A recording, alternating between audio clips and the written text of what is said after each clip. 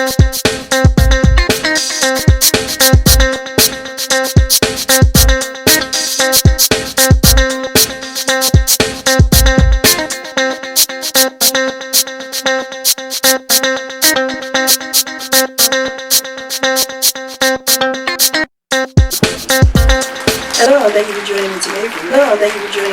Real Estate Religion and You. My name is Dr. Sylvia Black, licensed real estate broker with affordable homes and apartments. I'm licensed to preach and ordained as a minister, and I have my PhD in sacred biblical studies. And I'd like to thank you for joining me today. Today I'm going to talk to you about a book that I am writing. It is entitled Achieving the Dream of Home Ownership Early in Your Life. And this is a step-by-step guide to buying a house. Okay? As you probably know, that I have put in Buy a Home with your Section 8 Homeownership voucher, which specifically talks to individuals that are on Section 8 that want to buy a house. But this book talks to anyone at all who wants to buy a home. This takes you step by step from the inception in your mind when you think that you want to buy a house to preparing you for home ownership, to the closing and to the time when you actually get your keys to your house, which is a very exciting experience. And I'd like to thank you for joining me today. And this book will be available on Housing and Emergency Services for Low-Income People.com, as well as the other websites listed at the bottom of your screen. And you can pre-order the book if you like. You can also email me, text me, call me, and let me know if you're interested in getting a copy. And thank you for joining me today. Now, owning a home is one of the most wonderful experiences that anyone could ever experience. You know, it's a great experience. Owning your own home. When you first get the keys to your own house, it's a more exhilarating feeling than getting the keys to your apartment. Even if you're renting a house, it's a feeling that you really can't explain because it's something that belongs to you. And I'm sure that most people would like to own their own home. But some people are too afraid. Some people don't know what's involved. They think you need a lot of money, and a lot of that's not true. Okay, not with the programs that are out there today. And I've researched a lot of them, and there's still more that still are coming up every day. Okay, owning a home is a responsibility, but it is also more pleasurable than renting. It's more rewarding, actually, also, than renting. Okay, when you own a home, you possess a sense of pride and excitement. You're proud of where you live. You don't mind the work that it takes to keep the house looking good. Okay, you're proud to have your guests over. Okay, to show your house off to people in the family and friends. It gives you room to decorate, and gives you extra bedrooms. You got extra rooms. I always like a room with an attic and a basement. This way I always have some extra rooms to decorate, or, for a growing family, you're going to need extra rooms. Now, the first thing you need to determine is home ownership right for you. Maybe, you don't want to own a home. Maybe you just want to rent. Okay? But sometimes owning a home is good because you have something to leave your children, your grandchildren. You have something, They won't have to struggle as hard because they'll have something to start them off with, okay, when you're not around anymore.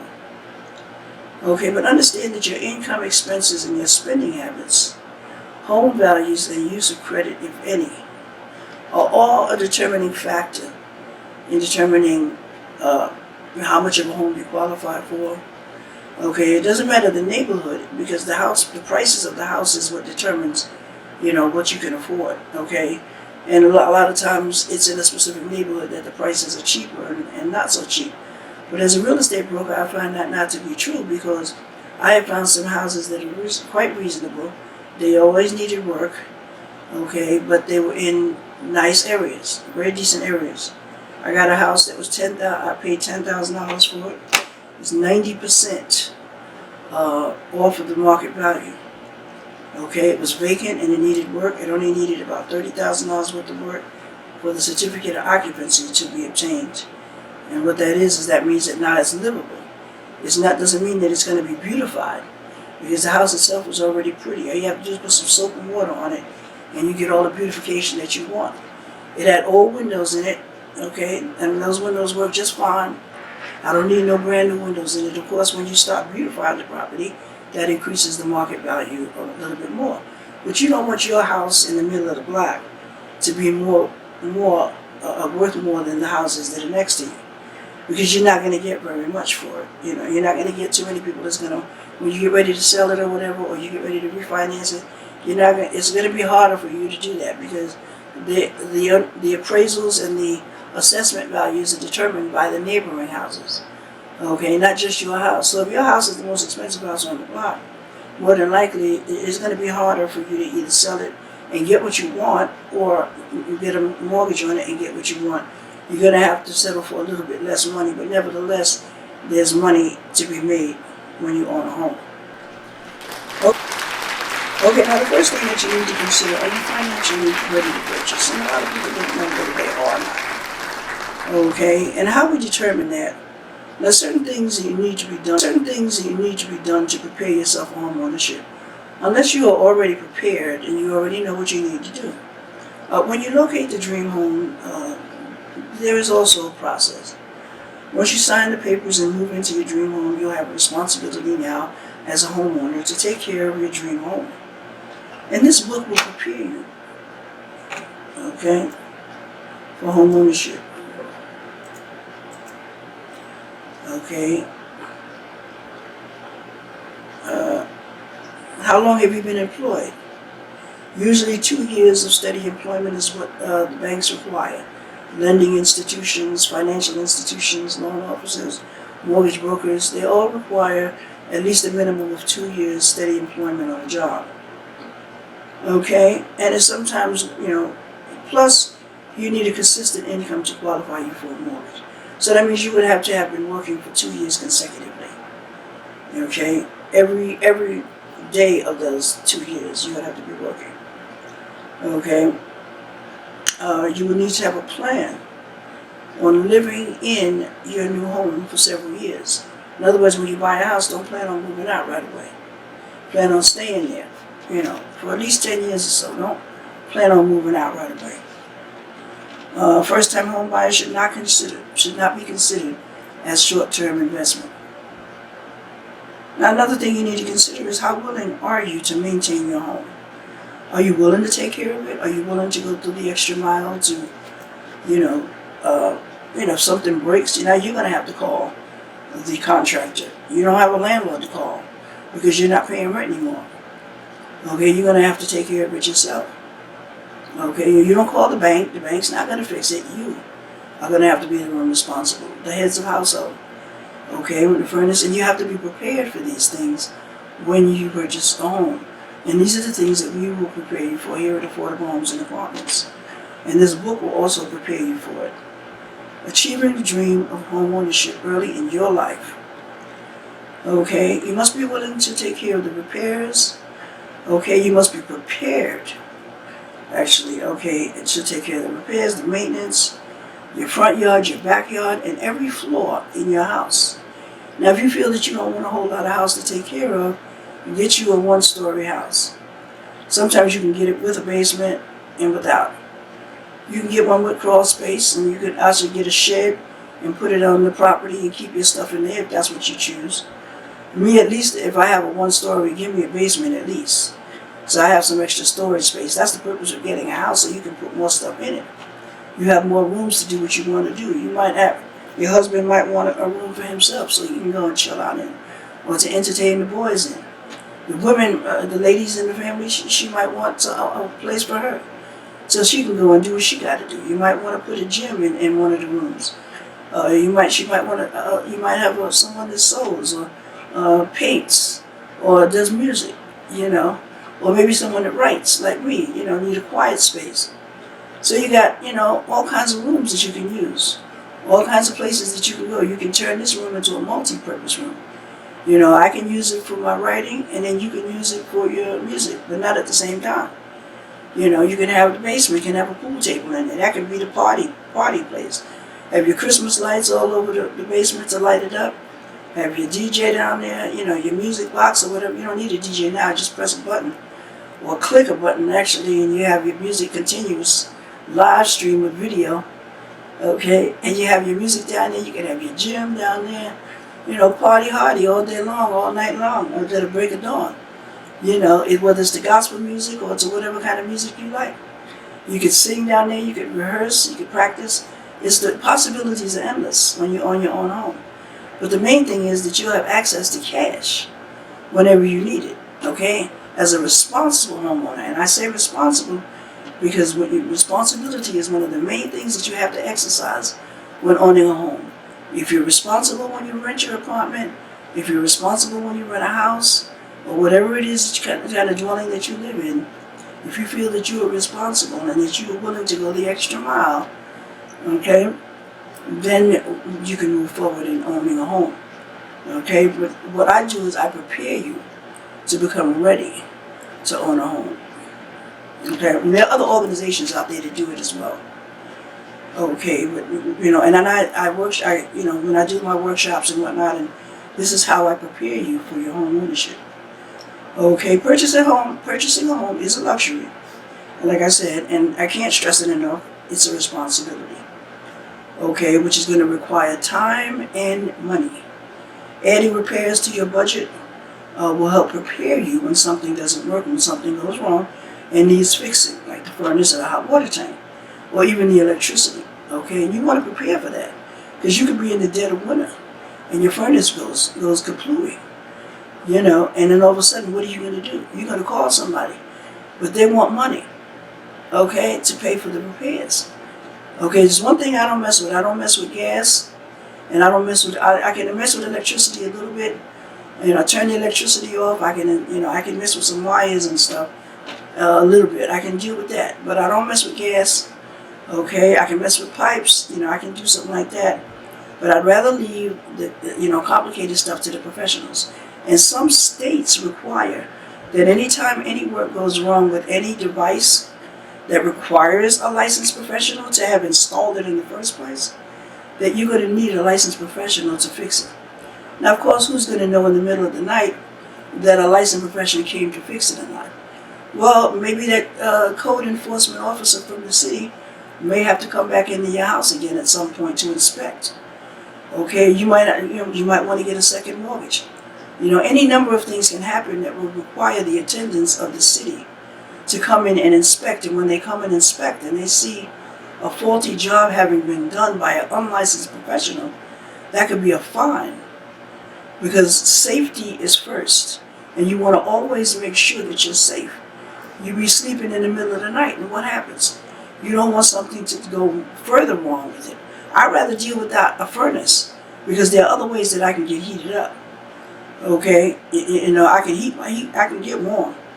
You know what I mean? But if you ain't got no house, if your furnace done blew up or whatever, or if you got a flood or something more catastrophic than you had when your furnace wasn't working, then you got more problems on your hand. Now you're going to have to spend more money, and you might be in more trouble with the city because the city will become involved. Okay, safety is first. Okay. Now, the question is, we need to ask yourself, are you ready? You say no, but do you want to be ready? And then that's another question that you have to ask. Now, first you have to create a budget and a maintenance plan for your family. And always put aside some extra money for emergencies that you're going to need to be prepared for. Now, a mortgage is, expensive, but there's still room to put money away. Okay, you're going to have to trim down your spending habits. The things that you used to buy, some of those things you're not going to be able to buy. Some things you're going to have to stop buying as regularly. Some things you're going to have to buy less of. Some things you might have to change brands and get the cheaper brand. Okay, instead of going out to that luxurious restaurant every Friday night, cook. Okay, cook you some home-cooked meals. Can't nobody beat the way I cook my chicken. Okay, my chicken tastes better than anybody's chicken. Okay, plus it's healthy the way I cook it. Okay, go to lunch, take your lunch to work. You could spend between going out to dinner on once or twice a week and buying your lunch every day. That's probably at least $200-300. Could be maybe close to $500 a month. You'd be surprised at how much money it actually is. I'm going to talk to you about putting down some numbers on a piece of paper, and then you can actually visualize how much money you're spending. I know at Walmart, if you have a Walmart account, they actually show you the times that you actually visited there. And I'm looking on there and I'm like, man, I'm there every other day. What's going on? So I'm like, now I have to trim down my budget. I have to trim down my spending habits and stop buying. Thank God I have a lot of things that I need now. So I really don't have to buy anything. But I like to stock up. But sometimes there's no need to stock up, because you're spending money now that you could use for something else. Okay, you have enough of it, you don't need to stock up anymore. Question is, where you're going to put it. Now we're going to create a realistic budget of owning a home. Now you start by adding up every source of income that comes into your household. Okay, you add up all the income. Okay, get a piece of paper out and divide it into two columns. On the left hand side, you're going to put your income, all your incomes. You're going to list them by name, wages, and you're going to list them. But you want to put the gross amount, that's before taxes. Okay, any other income that you got coming in, child support, alimony, Social Security, anything, pension, whatever you have coming in, you put it, you label it, and you put the numbers there on the left hand side. On the right hand side, you want to put your expenses, whether they're fixed or variable. And when I say that, I mean, do you pay them every month, or do you just pay them, when you need the item? Okay, some things you may have subscribed to. You may have some subscriptions that you have subscribed to. Count those in. Okay, your gas and electricity, your cable bill, and everything that you pay for throughout the month. Even if it's like $11, your anything that you pay, even if it's $12. Okay, $10, $5, you may pay for it. Okay, put it down on the column, and then look at the two numbers and you weigh them. Okay, but what you do now, after you have the numbers, you look at them, you take your income and you multiply that by 28%. Okay, and that is the number of the monthly amount of mortgage that you should be able to afford. That's actually the amount of rent that you should be paying. Okay, and if you're getting Section 8, your rent should be, if it's subsidized, that's probably should be constitute your portion, if not more, if not less. And then the Section 8 will be paying the rest of your portion. Okay, so now you have your income on one side and you have your expenses on the other. And now you want to look at the two numbers. And you say to yourself, hey, I'm spending way more money, And then also when you add it in there, when I say variable is like when you go to lunch. That's not a fixed expense. You don't have to pay that every month. But I want you to add that in there. After you add all your fixed expenses, now I want you to add how much money you spend at lunch, how much money you spend when you go out to dinner. Do you buy stuff, that you don't really need, stuff that you want? You say to yourself before you go to the store, do I need this or do I want this? Do my children need this or do they want this? Yeah, you have the right to treat yourself to certain luxuries, because if you don't, then you'd be a slave. You're just working for the man. So yes, you are entitled to treat yourself, but the main thing you got to think about is that house. And I talked to you about foreclosure before you even buy your first home. And you probably said, well, hey, why is she talking to me about foreclosure? And I ain't even bought a home. Even though it takes 12 months for a house to foreclose, you don't want to even, think about having to get your house foreclosed. Because you want to pay your insurance, you want to pay your taxes on time. Because if you don't, you're going to incur additional expenses. Why? Through the mortgage company. The mortgage company now is going to make you pay triple or double the insurance. If you don't pay it on time, they'll pay it, but they're going to make you pay 3 times as much as a penalty for you not paying it. Your insurance, same thing. Your taxes, same thing. That's all part of escrow. And all of this, I know it's probably confusing, but as we go through the process, we'll be explaining it to you. And I'm going to ask you to go to my website at Housing and Emergency Services for Low-Income People. And I'm going to ask you to sign up for the workshop. It's going to be a workshop. And you can just purchase the video and go through the videos on your own. Okay, you get a copy of the book. There's several books that go with several of my workshops. So I have a lot of different workshops, that will suit you. But this is basically just going to take you through home ownership. I have a financial management workshop that talks about budget, debt, and credit issues. That's going to get more in detail about, your budget and how much money you can spend, how to budget yourself, how to use credit, how credit can work for you and how it can work against you, and debt issues, how you can get out of debt or how you can actually manage your debt and still obtain additional credit. Okay, you'd be surprised you have money at your fingertips, okay? But a lot of people don't know how to maneuver the money and move it around and make it work for you. Okay, like if you're in debt, if you have a debt that you pay, some people may say, oh well, you don't have $1,600 to pay this creditor or whatever. There's a way that you can find a way to pay it and not be in default and still get additional credit, okay? So I have a book for that. I have a tenants book that's available for tenants who are going through problems and hassles and whatnot, so that you can understand your rights as a tenant. Okay, so there's a lot of books, and then I just have workshop books that actually we go through the workshop. I have a whole lot of different kind of books that will teach you how to be responsible, to show you what you need. They put the numbers down on paper. And as we put the numbers down on paper, now it becomes more real for you. Because a lot of people don't understand the numbers. And that's what really is the bottom line. When you say, are you ready to buy a home? You're really talking about, are you ready financially to buy a home? That's like the bottom line. So, now you've taken your income and you've taken your debts and you put it on the other column, Now you look at it and you're probably saying, wow, I spend more money than I have. Or I spend just about as much money as I have, or almost. That's why you don't ever have no money. That's why you're always broke. But we're going to stop that chain of being broke. We're going to stop that chain of lack. Even if you start with a small amount of money. Okay? And I always say, in addition to the money that you have in the bank, take some money out and put it aside in a little stash for yourself somewhere in a safe place that you know where it is. Okay, and this will be cash because you don't always have to use your debit or your credit card to buy stuff with. You can use cash. I know we're so used to buying things with our credit cards that we don't even think about cash, But I like to put my hands on cash. I like the feel of it, I like to be able to, I like to hear it, see it. Oh yeah, not because we're real for me. Okay, so you wrote down your income and you wrote down your expenses, and now you have a better idea of what you need to do from this point forward, in order to, what you need to cut down on, what you need to, and I'm going to give you an example here of what I have in the book. Now, let's say it's two in a household, okay? Two sources of income.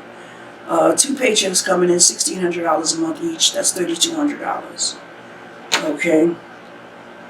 Next, you write down your monthly expenses. Now, this is hypothetical. $750 savings. You want to add your savings, but you put that in the third column. Okay, so you have your utilities, your food. I have $300 for utilities, $300 for food, $300 for clothing. This is a big family. Transportation is $150. That includes gas. Medical $50. Personal $150. Recreation $200. Total monthly expenses $200. Now see how much house you can afford with the free mortgage calculator. Now, total non-housing expenses $2,000. Okay, that leaves $1,200 to cover the housing costs. And as you can see, there's $2,000 monthly expenses. So that's all the money that there is in this scenario. Sally recommends keeping your mortgage payment to no more than 25% of the monthly take-home pay on a 15-year fixed-rate mortgage. Don't forget to save a little extra money to cover the regular maintenance as well as future home improvements and future replacements and possibly some recreation. You want to put some money aside. You have a little money aside for maintenance and repairs, and you have a little money aside for recreation. Ain't nothing wrong with that. So your maximum mortgage payment in this scenario will be $500. Your maintenance and repair fund will be $250. But the magic happens when your income minus the outgo equals zero. Why is a zero a magic number? Because that means that you've given every dollar a purpose.